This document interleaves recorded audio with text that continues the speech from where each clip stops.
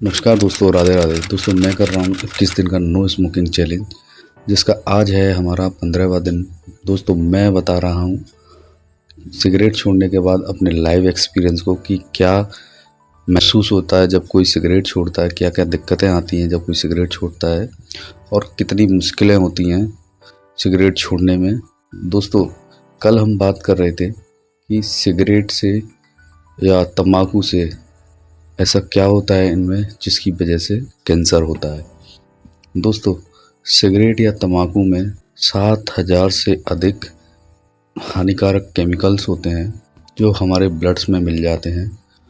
दोस्तों ब्लड हमारे शरीर के हर हिस्से में जाता है, जिसकी वजह से ये सारे केमिकल्स हमारे शरीर के हर हिस्से में जाते हैं। दोस्तों इन केमिकलों की वजह से हमारे शरीर की नर्व सिस्टम में सूजन सी आ जाती है।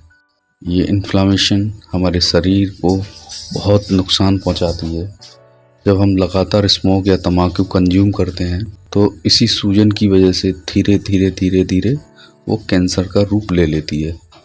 दोस्तों अब सवाल ये उठता है कि क्या सिर्फ सिगरेट या तम्बाकू से सिर्फ कैंसर ही होता है?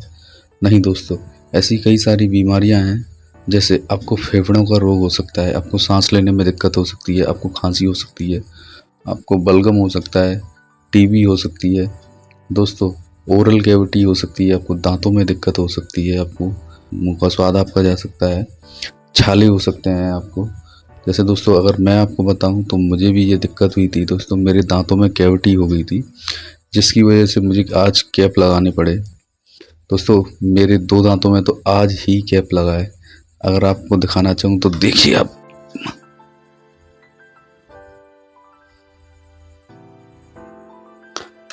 दोस्तों इन दांतों में मैंने आज ही कैविटी की वजह से कैप लगवाया है।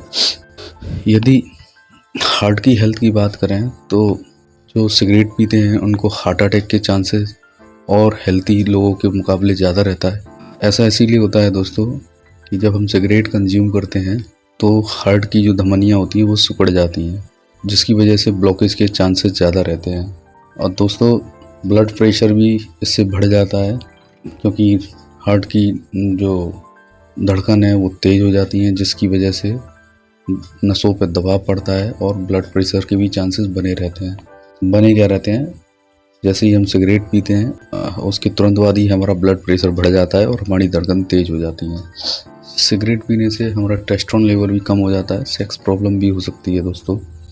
खून में ऑक्सीजन की कमी से हमें थकावट भी महसूस होती है, आपको स्किन प्रॉब्लम हो सकती हैं, आपको इरिटेशन होने लग जाती है, आपको कई जगह इन्फेक्शन जैसी चीज़ें दिखने लग जाती हैं, आपके अंदर चेहरे के अंदर से ग्लो कम हो जाता है, आपको खाने में भी स्वाद कम आने लग जाता है, आपके नाक का नर्व सिस्टम भी ख़राब हो जाता है, जिसकी वजह से आपको सूंघने में भी दिक्कत होती है।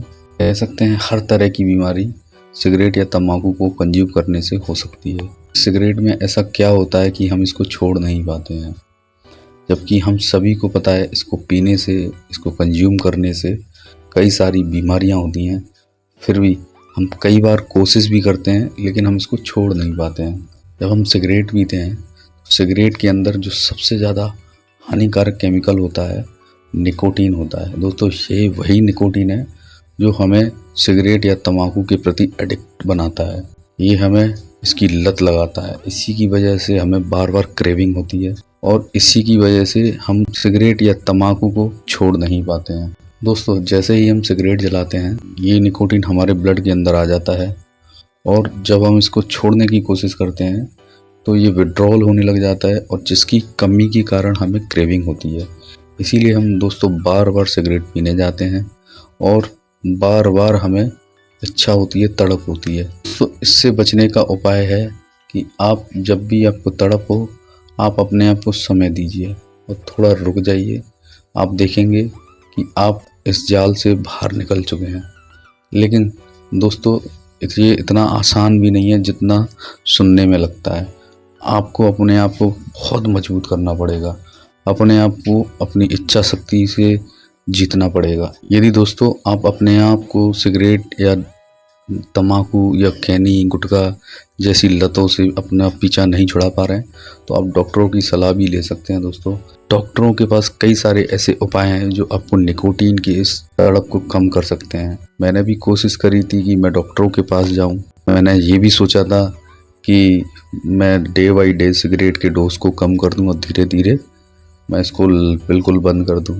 पर यार इतने ही अगर हम डिसिप्लिन होते तो शायद हम ये सिगरेट पीते ही ना। इसीलिए मैंने इसको एकदम छोड़ने की सोचा है। दोस्तों ये काम करता है। जब भी आप इसको छोड़ना चाहें एकदम से बिल्कुल छोड़ दीजिए और देखिए कितनी भी तड़प हो, चाहे कितनी भी तड़प हो, इसको कंज्यूम मत करिएगा। मुश्किल आएगी लेकिन मैक्सिमम 3 दिन के बाद आप इसको बिल्कुल छोड़ दोगे, क्योंकि 3 दिन के बाद निकोटीन पूरी तरीके से आपके शरीर में से बाहर निकल जाता है और आपको भी एक कॉन्फिडेंस मिलता है कि भाई अब मैं इसको छोड़ सकता हूँ। और 14 दिन के बाद जो भी दिक्कतें आपके शरीर के अंदर हो रही हैं, जो भी बदलाव हो रहे हैं, वो देखिएगा आपको 14 दिन के बाद बिल्कुल भी सिगरेट पीने की, तम्बाकू खाने की इच्छा नहीं होगी। 15वें दिन मेरा है, मैं आपको सही बता रहा हूँ, अब मुझे बिल्कुल भी इच्छा नहीं होती है। मेरा जो स्वास्थ्य पहले गड़बड़ चल रहा था वो भी बिल्कुल पूरी तरीके से अच्छा हो चुका है। अब ना मुझे खांसी है, ना मुझे बुखार है, ना मेरे अंदर क्रेविंग है। उल्टा मुझे अब एनर्जेटिक फील होता है। उल्टा अब मुझे सांस लेने में बड़ा अच्छा लगता है। मुझे खुशबू बहुत अच्छी आती है। अब मैं स्वाद भी महसूस करता हूँ। तो दोस्तों कहें तो मैंने जब से ये सिगरेट को छोड़ा है मेरी ज़िंदगी बेहतर हो गई है दोस्तों। हर जगह ऐसा लगता है कि हर चीज़ में नयापन महसूस होता है। इसलिए दोस्तों आप भी सिगरेट को छोड़िए और अपनी ज़िंदगी को बेहतर बनाइए। दोस्तों यदि आपको मेरी ये मुहिम अच्छी लग रही हो, आपको मेरी ये वीडियो अच्छी लग रही हो, यदि मेरी वीडियो को देखने से किसी एक भाई की भी अगर सिगरेट छूटती है, क्योंकि दोस्तों मैं आपको बता रहा हूँ कि क्या क्या दिक्कतें होती हैं, तो शायद आपको मदद मिले अपनी सिगरेट या तम्बाकू छोड़ने में। तो दोस्तों इस वीडियो को शेयर करिए, लाइक करिए और सब्सक्राइब करिए, जिससे दोस्तों मैं आपको अपना एक्सपीरियंस शेयर करता रहूं और अपना और जो मेरी वीडियो देख रहा है उनका भविष्य बेहतर कर सकूं। धन्यवाद दोस्तों। जय हिंद।